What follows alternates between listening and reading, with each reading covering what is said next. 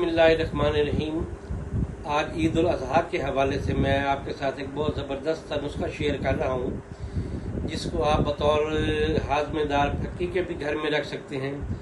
अगर आप बारबेक्यू या टिक्का वगैरह बनाते हैं तो उसके ऊपर भी आप इसे लगाकर इस्तेमाल कर सकते हैं, और ये बहुत ज़बरदस्त और हाज़मेदार सा नुस्खा है। इसमें सबसे पहली चीज़ तो ये है कि सौंफ आपने 20 ग्राम लेने हैं, धनिया 20 ग्राम लेनी है, अजवाइन जो है देसी वो भी आपने 20 ग्राम लेनी है। इसमें काला नमक, नौशादर और काली मिर्च ये 3-3 ग्राम आपने लेनी है।